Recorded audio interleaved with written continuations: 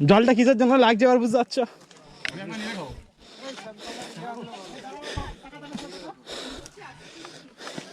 তোমায় দেখতে হবে না, তুমি চলো।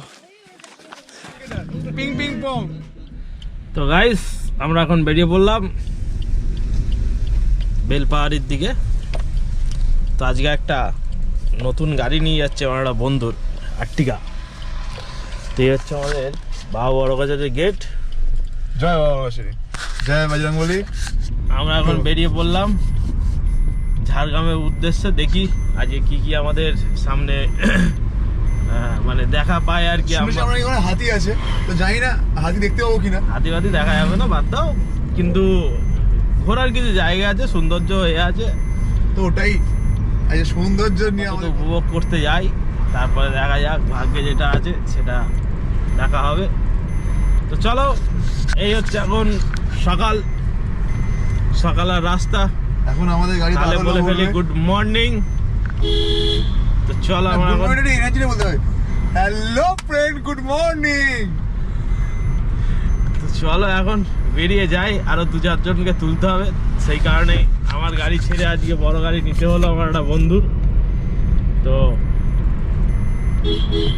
চলো দেখা হচ্ছে রাস্তায়। হ্যাঁ, এদিক দিয়ে বেরিয়ে যাবো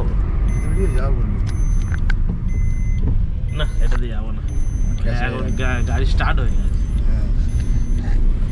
সবাই তো জানো আমাদের মোজগড়ের রাস্তা, মানে মোজগড় হয়ে আর কি আগ্রার দিকে যাওয়ার পথে কি বড্ড খারাপ রাস্তা।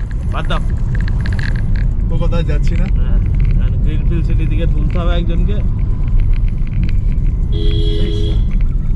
বৌদি তুমি অপেক্ষা ভোরবেলা ঘুম থেকে উঠে আবার ঘুমিয়ে পড়েছে। তো আমাদের ফার্স্ট স্টপ হচ্ছে কোলাঘাট। আর এখানে যত বাইক রাইডাররা এসছে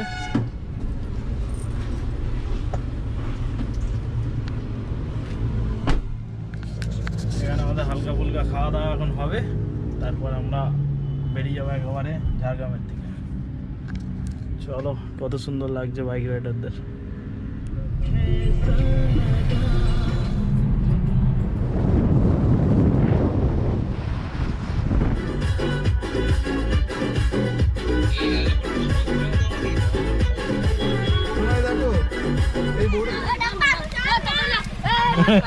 কিসের চাঁদা আগে বল।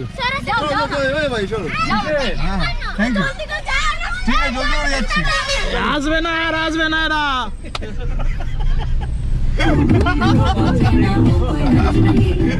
ইন্ডিকেটর দাও না, ইন্ডিকেটর দাও না, ইন্ডিকেটর। পিং পিং পং।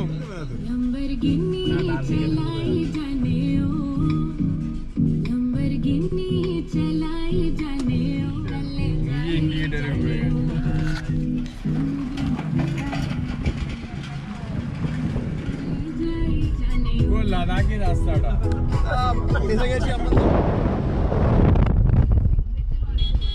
বাজকে শালা ছাগল মাছি আর মুরগি মাছি যেতে হচ্ছে।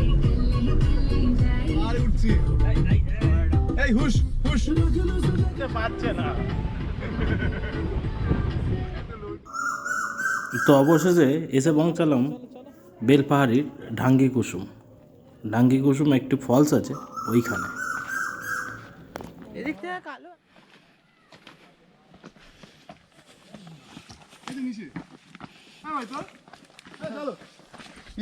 যাবো, চলো। ঝর্ণা নিয়েই গো, আওয়াজ আসছে। অসুবিধা নেই, ছোটই ধাপ আছে। বর্ষাকালে দারুণ হয়। উঠতে পারবে না দাদা।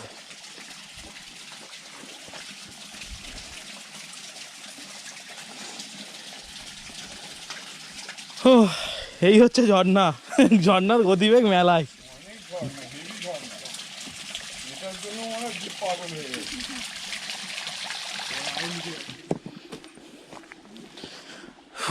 অবশেষে পৌঁছালাম এই ঝর্ণার কাছে। তো এই হচ্ছে আমাদের ঝর্ণা। এখন কোনো জল ফল সেরকম কিছু নেই বলে, নাহলে হয়তো এখানে আসাই যেত না। এই হচ্ছে ঝর্ণার গতিবেগ, জলের স্রোত।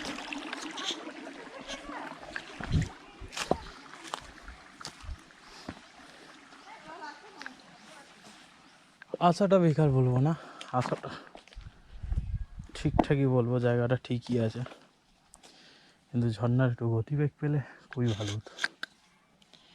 তো যাই হোক, তো এখান থেকে আমরা চলে যাব এখন রিসর্টের দিকে। তো আমরা ওখান থেকে চলে এলাম মণিমায়া রিসর্টে। তো রিসর্টটি খুবই সুন্দর, ভালো আর কি। সামনে পাহাড় দেখতে পাবেন, আর এখানে খাওয়া দাওয়ার ব্যবস্থাও আছে। আমরা এখানে লাঞ্চ বলে দিয়েছিলাম, তো রুমটা একটুখানি দেখে নিন, মোটামুটি ভালোই। তো আমরা কিছুক্ষণ রেস্ট নেওয়ার জন্য এই রুমে কিছুক্ষণ থাকবো আর কি, একটু ফ্রেশ হয়ে নেবো, ফ্রেশ হয়ে আবার বেরিয়ে যাবো নতুন একটি হিলে। তো যাই হোক, এই রুম আর এর বাইরের ভিউটা দেখুন।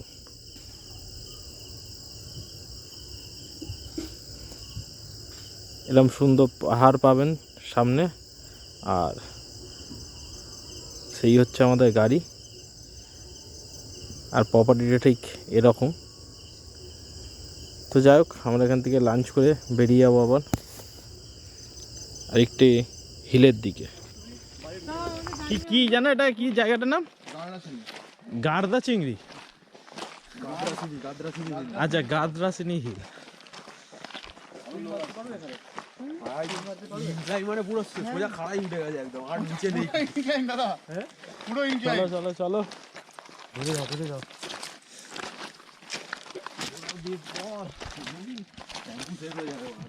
এ চলো, দাঁড়াও না, চলো।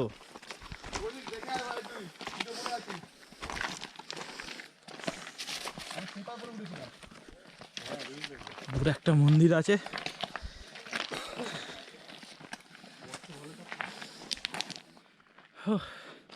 বিশাল স্ট্রিপ, বড্ড স্ট্রিপ না? এখান দিয়ে আর একটা পাহাড়, তাই তো? এই পাহাড় হলে শেষ। এটা উঠলে শেষ। আচ্ছা, এখানে একটা মন্দির, হ্যাঁ, আর একটা মন্দির আছে, তাই তো? দুটো শিবের। ও ভালো স্ট্রিপ।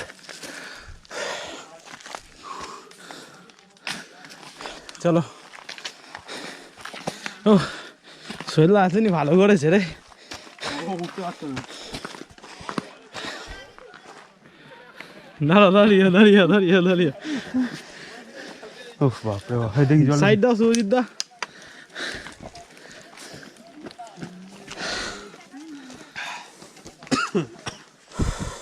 বাহ, কি সুন্দর লাগছে। চলো নামো, তুমি নামো, এবার আরো সুন্দর লাগবে তোমার নামাটা। আস্তে দেখে নাও। আরে সিঁড়ির মতো আছে তো। এই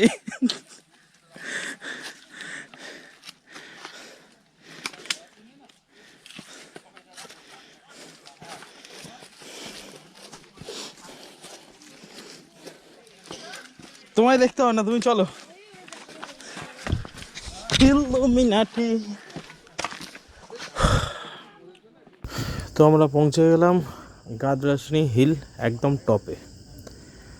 তো এত অপূর্ব সুন্দর পরিবেশ বা সৌন্দর্য, মানে মুগ্ধ করার মতন। তো আমরা প্রথমে যে ফলসটায় গেছিলাম, ফলসটা দেখে আমাদের খুবই মন মেজাজ খারাপ হয়ে গেছিলো, কিন্তু এই হিলটায় এসে আমরা দারুণ উপভোগ করেছি, মজা করেছি। তো আমাদের সোহেলদা বলে একজন ছিল, সে নিচে ছিল গাড়ির কাছে, তো সে আসেনি। তো দেখুন এত সুন্দর ভিউ, খুব সুন্দর আর কি, সত্যি মুগ্ধ হয়ে গেছি। তো এখানে হয়তো বোঝা যাবে না যে ক্যামেরাতে যে এত সুন্দর এখানে প্রাকৃতিক সৌন্দর্য আছে, মানে ক্যামেরা জাজ করা যাবে না যে নিচে কতটা আর কি ডিপ তো বলবো না, যে পাহাড়টা কতটা উঁচু, খুব সুন্দর লেগেছে। তা এখানে একটা শিবের মন্দির আছে। তা আমি একটা কথাই ভাবছি যে পূজারি প্রতিদিন পুজো কি করে দিতে আসে এখানে। আমরা তো উঠতে উঠতে পুরো হাঁপিয়ে গেছিলাম। জানি এখানে তার প্রতিদিনের পুজো দিতে আসা তার একটা প্র্যাকটিস আছে বা বাবার একটা টান আছে। তো এখানে বোঝা যাবে কি না জানি না, অনেক নিচু, অনেক নিচু। তো যাই হোক, আমরা এখান থেকে এবার নিচের দিকে চলে যাব, যেহেতু টাইমটা অনেকটাই হয়ে গেছে, প্রায় 4:30।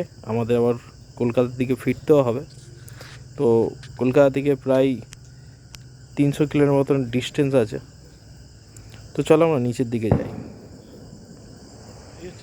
তো আমরা প্রায় নিচে চলেই এসেছি। আর এটা এতটাই খাড়াই যে বলে বোঝানো যাবে না। তো চলো এখান থেকে আমরা এবারে রওনা দেবো। তো এখানে আরও একটি ড্যাম্প আছে বললো, তো সেই ড্যাম্পে আর আমাদের যাওয়া হবে না আশা করি, কারণ টাইমটা অনেকটাই হয়ে গেছে। সেইখানটা আমরা ওখান থেকে চলে এলাম ডাইরেক্ট একদম কোলাঘাটে হালকা চা আরও খেয়ে নিয়ে একেবারে আমরা বাড়ির দিকে রওনা দিলাম। তো লাস্ট এই দাদাকে ছেড়ে দিয়ে আমরা এখন বাড়ির দিকে যাচ্ছি, আর শরীর টানছে না। তো যদি ভিডিওটা ভালো লেগে থাকে অবশ্যই লাইক কমেন্ট করবেন, আর পারলে শেয়ারটা করে দেবেন। পারলে দরকার থাকলে শেয়ার করবেন, না করলে দরকার নেই। আর ওই যে সাবস্ক্রাইব আছে না, সাবস্ক্রাইবটা একটু করে দেবেন, বুঝলেন। তো চলো টাটা।